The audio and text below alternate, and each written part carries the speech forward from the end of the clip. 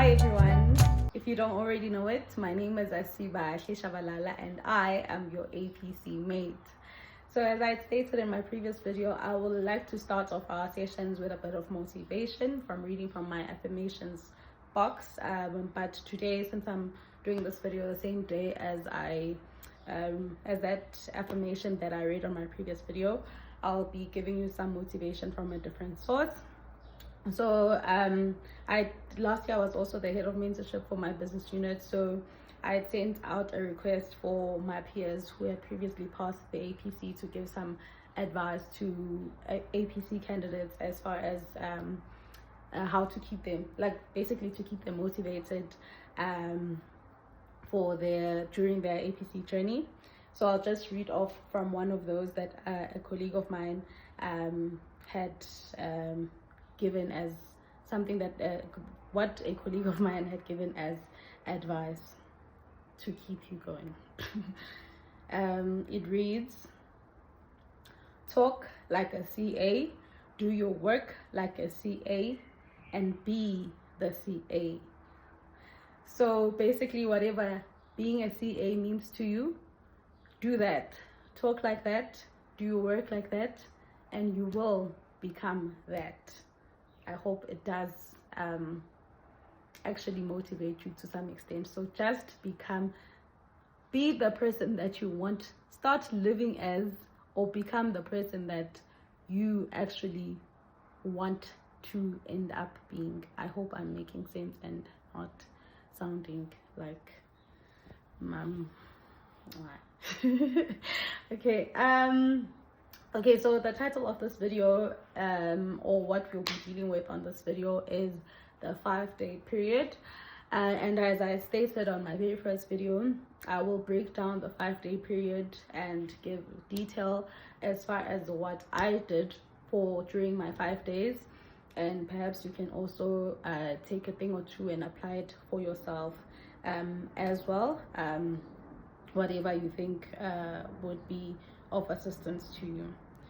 This I will also share. I don't know whether things are shared on comment section or I can put them on attachments or whatever, but I will share just so that you get the overall perspective of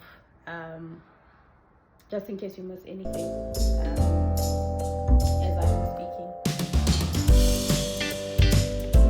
So this will be in detail, so if you want to write down, you can write down, but I'll also try to share. But just in case I don't share in time or technology fails me, you can write down as I'm speaking. So 5-day period, this is the pre-release period where you get your pre-release information. You get it, let's say at 8 or 9, I forgot, I think 8.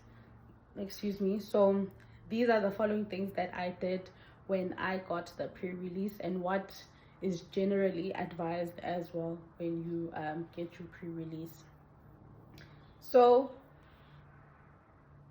you allocate 4 hours to just for you and your pre-release information. You are not doing work for now. So you've just got the pre-release. This is how I allocated my time during those first 4 hours.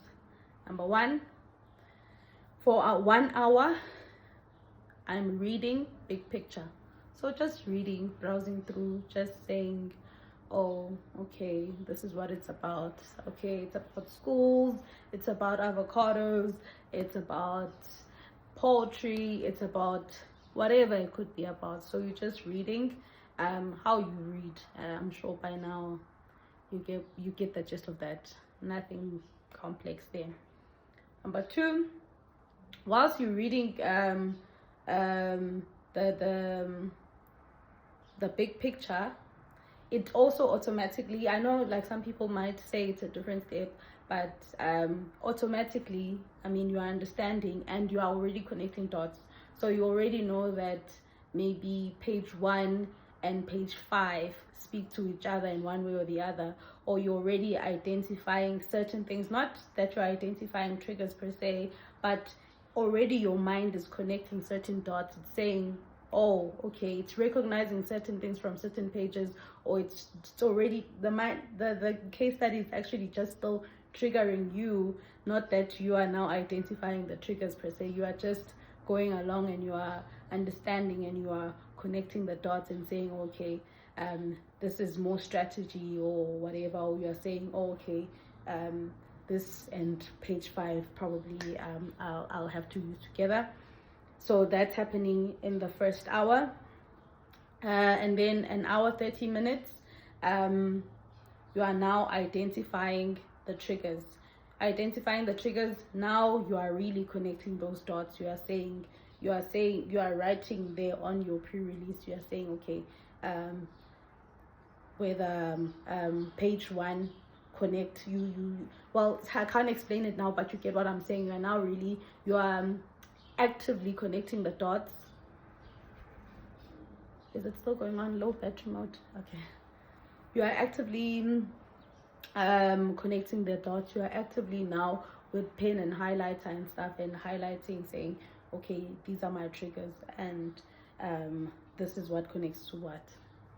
My battery is low, so I don't know whether I'll disconnect and charge while continue as far as whatever can carry me through. But yeah, that's step 3. Step 4, you are also allocating an hour 30 minutes where you contextualize and think on each trigger, or what needs to be done on each trigger.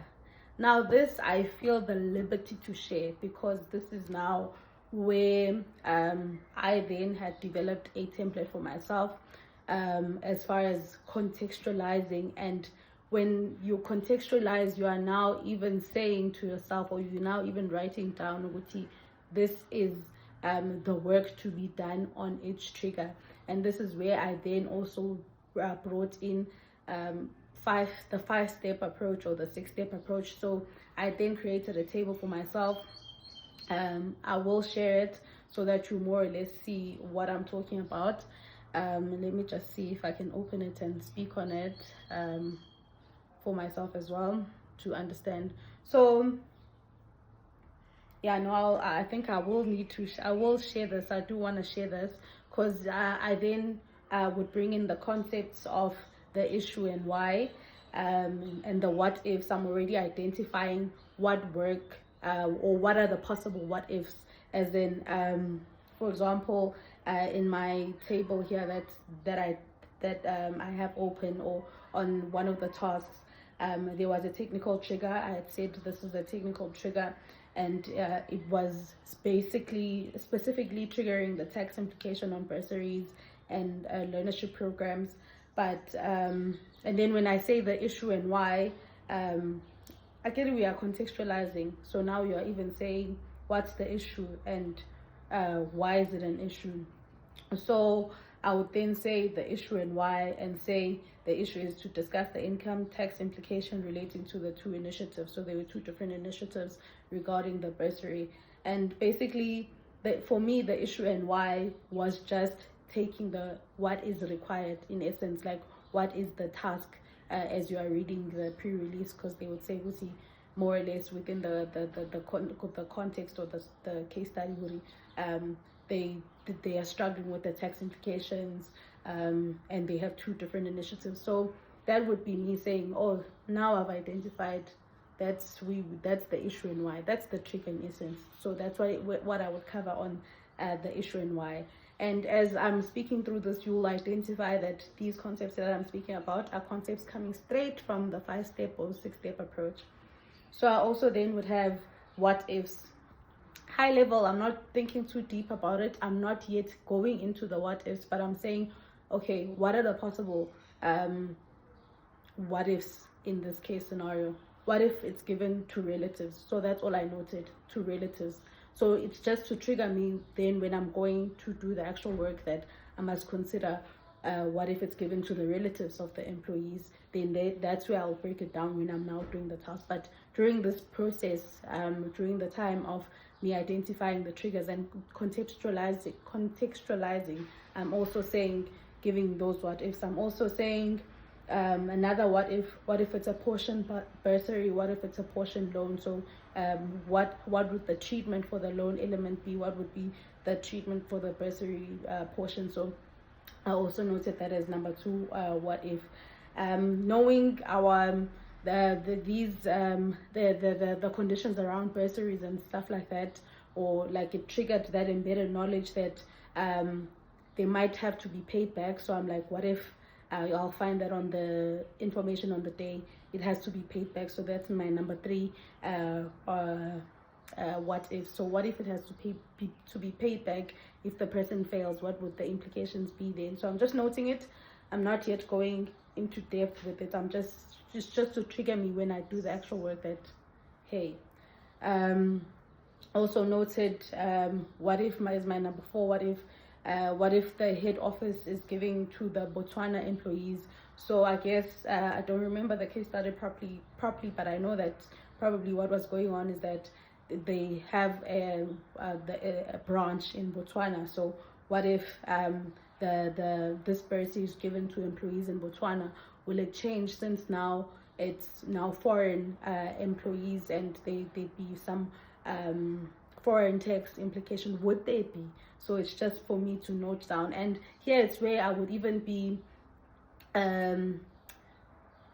questioning myself on certain things. Let's say I know that I do not know, or maybe another person knows, it's okay, you won't have any foreign tax implications or what or not, or maybe you know that there's some in your mind that there's a DTA of some sort. It's your knowledge. But for me, a person that is not sure at that point in time, I'll also note it as my what if and say, what if that's the case and it has those implications. I'm not saying it doesn't, but I'm just saying, I'm giving an example of where you can also note there as far as what the knowledge that you do not regard as your embedded knowledge.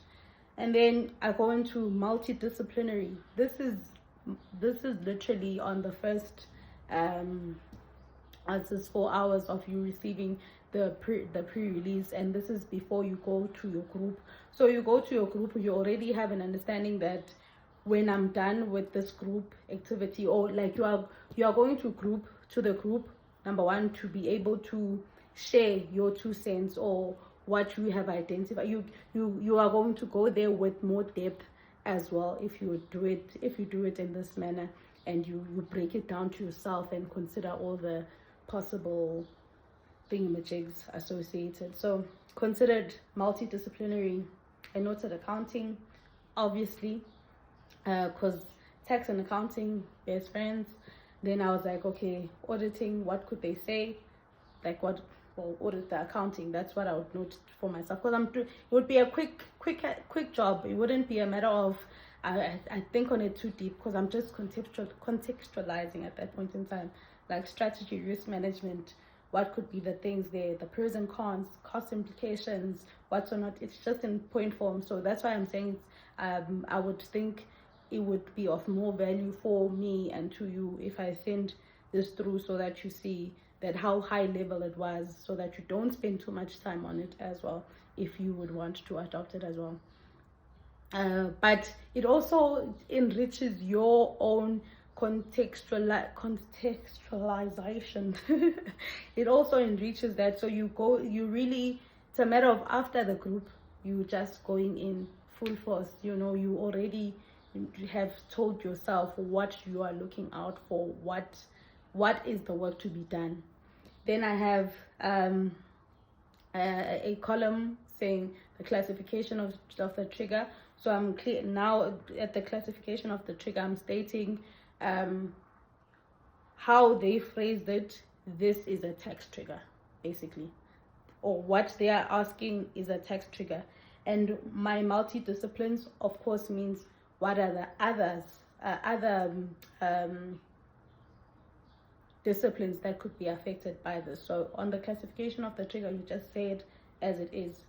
Then the research needed, I then note on that column, I need to research the tax implication of bursaries and learnership. I need to go consider and apply my what ifs, everything that I've noted on the what ifs. I need to go look into it and see what wait along what's gonna go down with those what is. And then I noted what are other retailers doing with it, or what are other retailers doing. I guess that would be some industry research vibe that I had noted, which maybe I'd find that whether I don't should say this was a retail shop, then I'll find maybe a ShopRite also carries bursaries, and then maybe industry practice will then dictate my what ifs, my what if works or whatever. But they might give further context or possible things to be said on the information on the day. I also noted, I don't know why I noted triple BEE. I'm sure I had a reason, but I said I needed to go research on that as well. But I've clearly made a brainstorm or an outline of what do you need to go do with SBAL from now on. So when I'm done, it's literally a matter of I just go in and I start doing. It's not a matter of I'm still starting to understand, contextualize, and so on. So if I do share this document as it is, you will also note that, or whether in whatever manner that you choose to do it, what I would then do, because as I said, I would take, when I'm with my group, I'm going in with this, with J. My mind has already brainstormed and stuff like that. So every new information or every new thought that the group members come with that I didn't have, I write in a different color, or I highlight in a different color. Excuse me. Because I hadn't thought of it. So I want to go back to it and say, does it make sense to me? Is it really a possibility? Do I even understand what they meant? If I don't, I might need to go back to that group member and ask Uguti, where were you going with this? Or maybe it just means Uguti, oh, I needed to think on it more because or going to think on it more as far as if it would need more research from me, since I hadn't initially thought of it and stuff. But I put it in a different color, noting it to it wasn't my original thought. So maybe even questioning myself, did I think of it? Or I thought of it and thought it's not valid, or I did not think of it at all because I didn't get there, meaning maybe I might still need to question myself on it, or question the other group member, or what was going on with that particular concept. So that would be that hour, an exercise for an hour, 30 minutes. I noted it that way. And as I did say, I was quite particular, and I think most people are, or should be even, with time and time allocation, be specific and make a plan and stick to that plan. So I will do that for each of the triggers, for all of the triggers, and just draw that mind map out for myself. That's within the first 4 hours of receiving the pre-release. And I had noted, as I even stated initially, that I would say I wanted to print. So on my day one printing, so I would print on day one. I would go print this document that I have now outlined for myself to say these are the possible what ifs. In essence, the document that guides the research to be done, I would then go and print it out for myself. Why would it be important for me to print it out for myself? Because I have a column stated, have I done this? So as I do it, cover this what if, as I cover this, or as I see it's not valid, I mark it off or mark it on, like say, okay, I've done it, or I maybe circle it and say, I'll maybe I don't think it's that important. I'm like, okay, I'll consider it during my margin of safety time, or my buffer time, or I'm like, I'm not too sure about it anymore. But it would be an active relationship between me and that document that I have drafted out, that mind map in essence of mine. It would be actively going back there and saying, have I covered this, and stuff. Then I noted I'd break for 1 hour after doing this. Then it's midday. Midday, I go have a meeting with my team members. We are confirming triggers and the work that needs to be done on each trigger. So we're not going there to just to say task A is tax implications of bursaries. Another person says, it's tax implications of bursaries. The possible what ifs are, or maybe the possible other discipline could be. The possible other disciplines could be accounting or whatever. In depth, me and my group would meet for around, because in depth but effective. Effective meaning we're not taking the whole day, we're not taking a long time. We would meet for between 1 to 2 hours. We would meet 1 to 2 hours, not exceeding that. So we are discussing in detail as far as, because the importance of that is that then you don't the importance of confirming the work to be done on each trigger. I cannot emphasize it enough, because then if we don't get to that part, it defeats the purpose of the group, because you're not just there to say, oh, I got that trigger too, I got that trigger too. Fair enough, good, that's right as well, like great. But the moral of that story and the essence of the group would be, what then do we say about all these things? Like, now what must we do from here onwards? Like, we confirm even the work that you need to do. It's okay. This is the research that needs to be done. This is what I was also thinking we should look into BE or whatever. Another member will say what's or not. So you confirm triggers and the research, be aligned as far as what is the research that we now need to go do, or what's the work that we need to now go do. And I had noted that during this meeting is where I make notes of points that I missed using a different color pen. And for me, really, I'm a colors person, so I would need to make it in a different color. Or maybe if you're an extract person, make some extracts and say, but these ones, either I need to query more, or I need to think on more, or it was literally light bulb moments for me too. But for you to clearly state, like, let your brain familiarize yourself with it first. So that's why I would want to make it in a different color. That would be midday. After the group meeting, I then make timetable for each day of the 5-day period. So you then plan your time to be spent on each trigger each day, how many hours.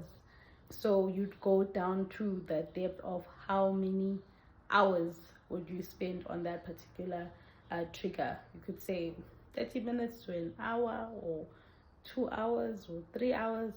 But you would, when you do that time planning, it's very essential, because it also allows you to be able to say, hey, Ngati, I've allocated too much time maybe on this particular task, to the extent that this one does not get any time anymore, it gets too little time.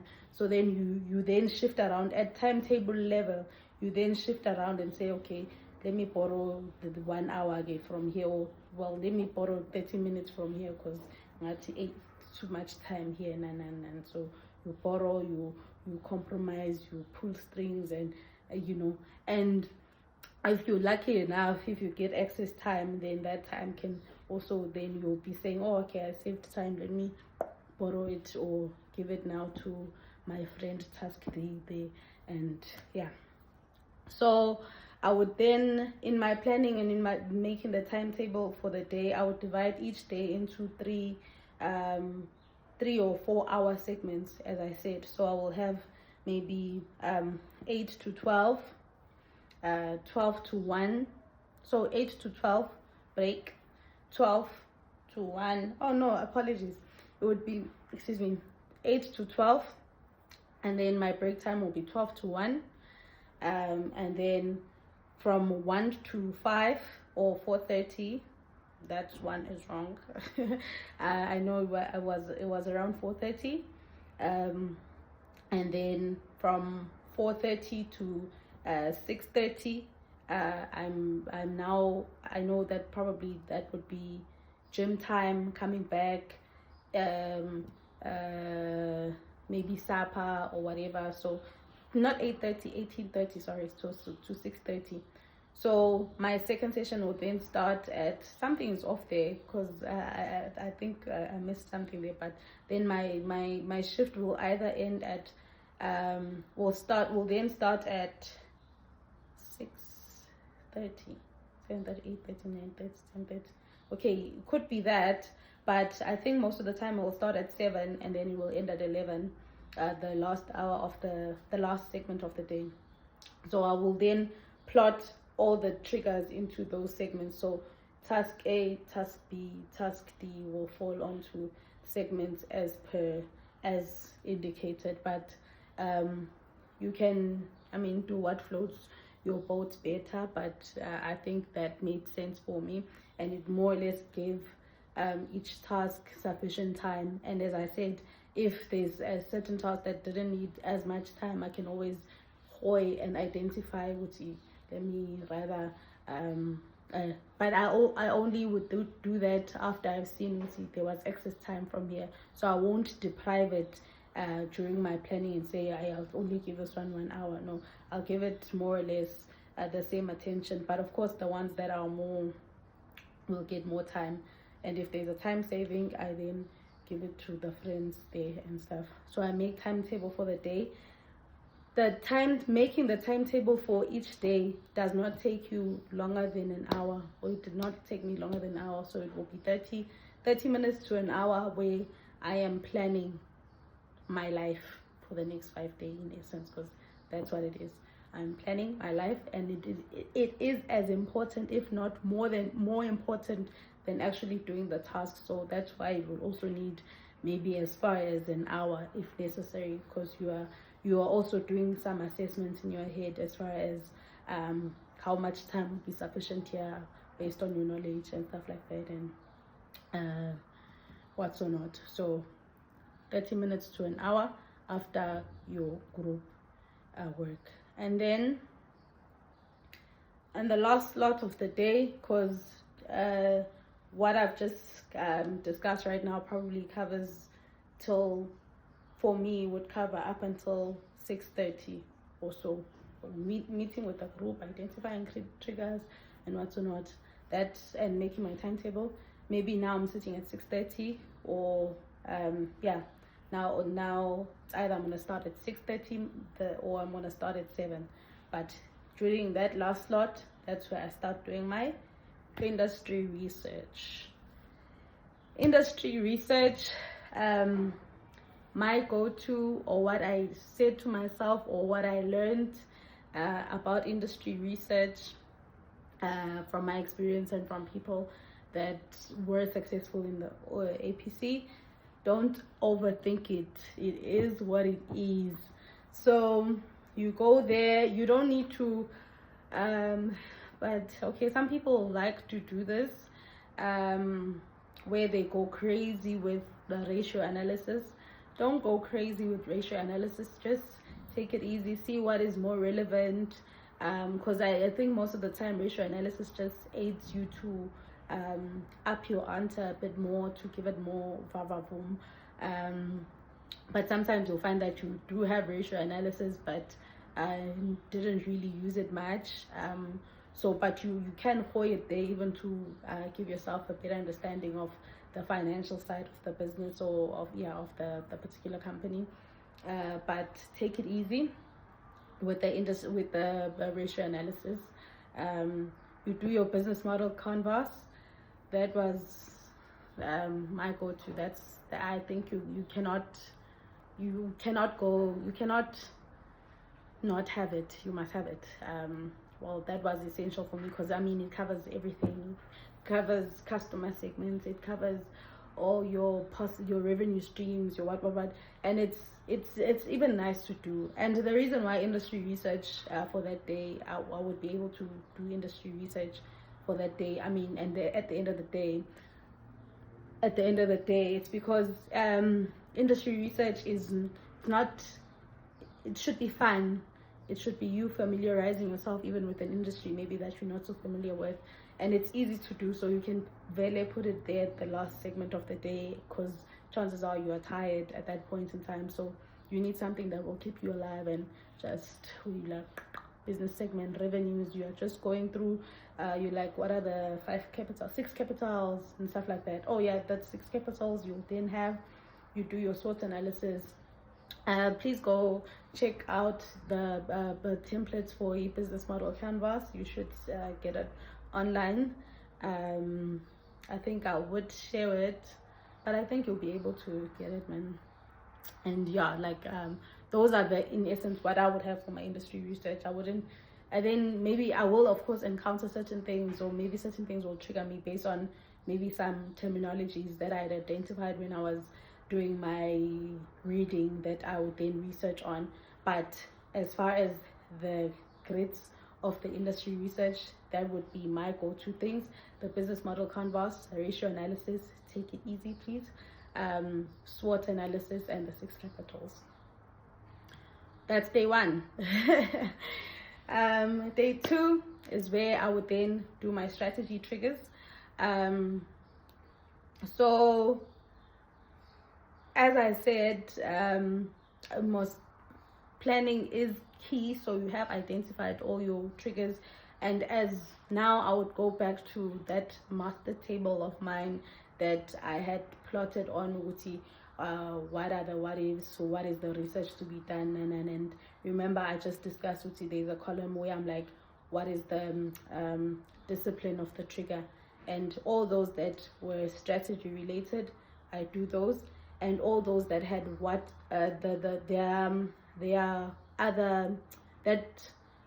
all the other triggers whereby I had identified that on their multi-disciplines they could have been their strategy. I'll also start doing those as well, doing that part, the strategy part elements of those. So you'll be doing your costing, your pricing, financial decision triggers, valuations with considerations. You'll be just doing those triggers. That's what I would be doing. So you'll find maybe there's 2 or 3 of them.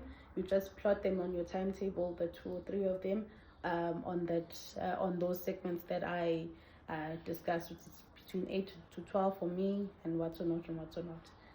Then day 3, then that's where we get the big guns out. We are doing, well, for me, you can do it the other way around or whatever floats your boat, or mix them up, but that's where I'll do my technical triggers. And I'm using that master document of mine. I'm calling it a master document, but again, now I had said what's the research to be done. Now I bring that bad boy out. I start saying, okay, it wants me to do that last column where I had noted research to be done. Okay, it wants me to look at the tax implications. I had also maybe broke down, would say, okay, VAT or whatever, if VAT is necessary, but I had noted, so I pull that one out. It guides me what is the work to be done, and I use that as guidance. That's also what I then do on day 4 as well. With this and getting to grip with the technical triggers and stuff, that's where also my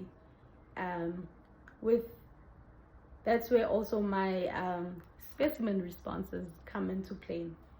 I grab my specimen responses. We find that during the course of the year, I'll try to explain further, as I said, where I'm dealing with creating a file from now, but that will be a master file that will in essence that you'll be able to take things from to feed into the file you will take into your assessment date.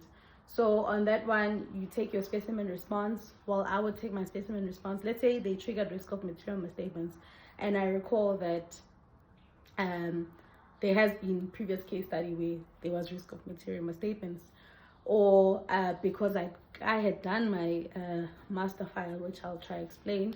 I'm able to say to go straight into the file that I had created. I'm like, I'll take out the whole slot that has specimen responses in relation to risk of material misstatements. I open it up and I sort of go back. Moral of the story of this, I'll try to explain it better when we get to it, but concepts like risk of material misstatements, it will always be risk of material misstatements. They can only ask it in a limited number of ways. Okay, so when you are going to risk of material misstatements, you are going to get more or less a guidance of how can it be asked, or what could be the flip on the day. And you'd also be surprised when you look at your specimen responses, the one that you get from previous case studies, that hey, hang on, these were quite similar as far as how they were answered, or as far as the triggers are concerned, or as far as the as far as the triggers were concerned, and as far as the pre-release of it, or how it was asked, and even on the day, and how then it was answered, then you'd get more or less an idea. It's okay, Nala, it looks similar, so I can use it as guidance as far as how I then now phrase my summary, or how then would I be expected more or less, what are the things that I'd be expected to cover with this particular task and stuff, so, or this trigger and stuff. So then guide your research, and it will then, I would literally, for me, whatever was then triggered, I would take it off this file, the master file, I read it, I see what's relevant, and I put it exactly as it is on my file under that trigger. Because if it then gets asked in that similar manner, do I now not have a structure more or less? Or even if it's not in a similar manner, am I not at some point, in a way, like in an advantage to already know the feel more or less of what they want? Because chances are, of these 3 specimen responses that I have, maybe, and it's concepts like risk of material misstatements, or concepts that like IAS 16 capitalization, like you now more or less can you identify, because for me you'd be, I'll get into it actually, because I love this concept actually, because it assisted me a lot. But you will then get to be able to even structure work much better. And when you are doing your summary, it guides you on how more or less you should do your research, and what are the things you should look out for, and what's or not, on top of maybe what the things you've already said, this is the research needed. But it also reminds you, oh okay, but I didn't cover this certain aspect, and quite like it ended up happening that they wanted it in this particular manner in the previous case studies, or what's or not. Okay, and then day 4 is where I would also meet with my group around midday. I noted it, everything I noted it for you guys, so that you get more or less an idea of how I did it, and maybe it might be something that you were wondering about, or needed some direction around. So you can go and or you can you'll then be able to maybe now it will give you some sort of guidance. So I'll have my group meeting where we'll be sharing information. And my group, guys, I'll have it's part of the videos as far as group work is concerned, but my group was stellar. Like the group that I had second time around. Not that my first group was bad, but we did all fail. Okay, no, but no shade to be thrown there. But my second group, we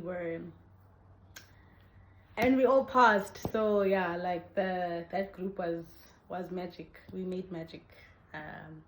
Yeah, so that's where we'd have information sharing, how we would go about randomly on the day.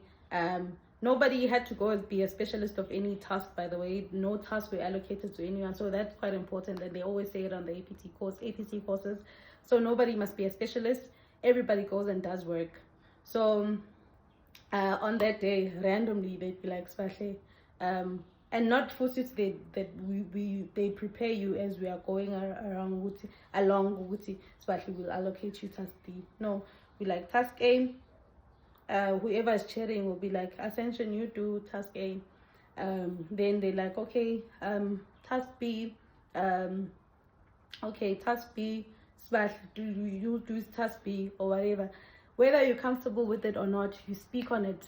You say what you have done on it. If you are wrong and you speak, you must be honest and speak what you really have, or what you really think, or you really say, I haven't covered much there, or I was confused there, but you still speak as far as what are you going to, let's say you haven't covered task F, for example, but you say, these are the things that I've noted down, and this is what I'm going to go to do with task F. And the group will be saying no. And in my group would be like, no, I think you are going astray.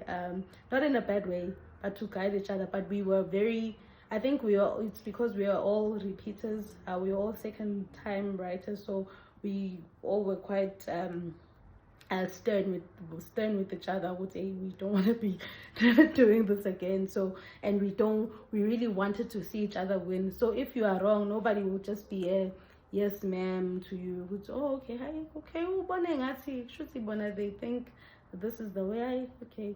No, we are honest with each other. Like I think you spent way too much time on that, because I think you went astray. But manje, you can only redeem yourself by correcting maybe this part of all the things that you spend so much time on. I think only that segment mattered. They would tell you like that. As much as it would hurt, it would even be a wake-up call to some extent. But yeah, that would be us midday. And then we are closing after the group meeting. After midday, I'm closing the gaps that I identified in the group meeting. So that would be maybe my second segment of the day. So that is it that 4 o'clock segment? I don't recall, but I think I'll share that. I think I've confused the segments at some point in time, but at that second segment, I'm closing up the gaps identified by the group. And then after that, now I'm on the last segment of the day. I'm completing the last task, because according to me, I should have done all the tasks. I left just that room for Uti. Maybe I'm just left with that one. According to my timetable, probably I'm just left with the one task at the end of the day.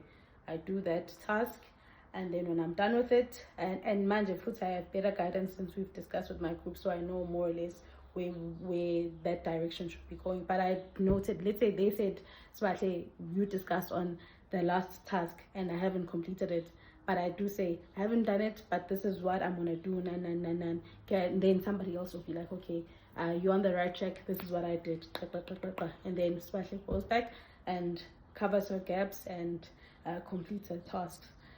We'll see. Excuse me. And then yeah, that would be day 4, and I would have printed whatever needed to be printed on that day as well. So I noted on all these days, and I should have said, I hope I did say, but print. That's what I would do at the end of each day.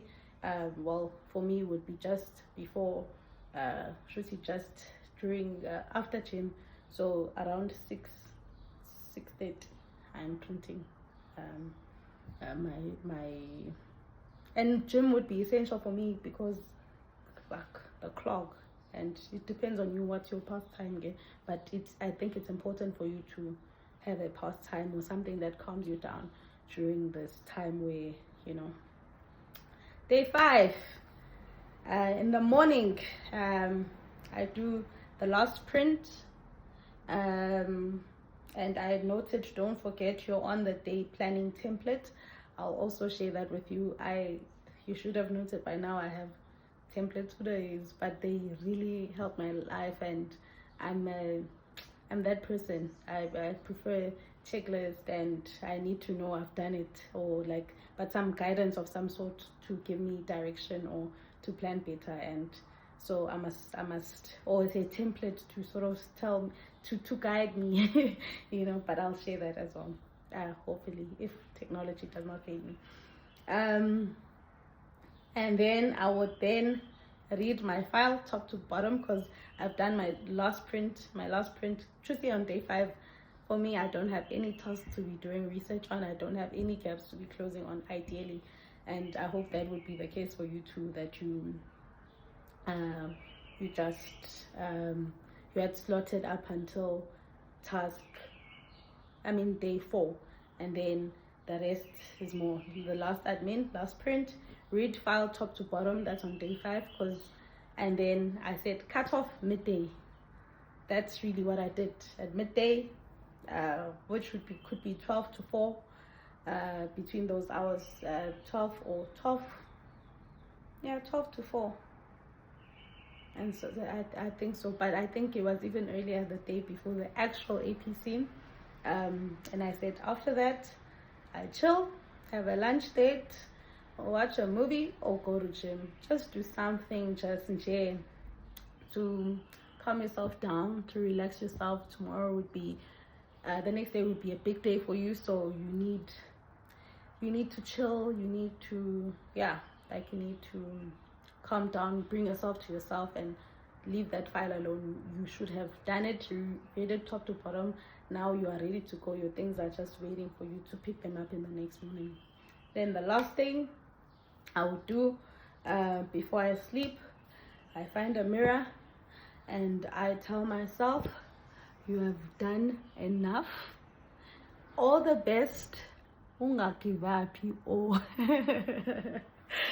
So I hope you guys also will tell yourself, and I'm telling you that as well. Please, apologies. So please make sure that you do not give up. You relax, be ready for the challenge ahead. It's not going to be easy, but you tell yourself that you have all the tools necessary, even though it's not going to be easy. Tell yourself that because you are tooled up, you are resourced up with that file of yours. I even told myself when I took that file, I was like, this is my winning file.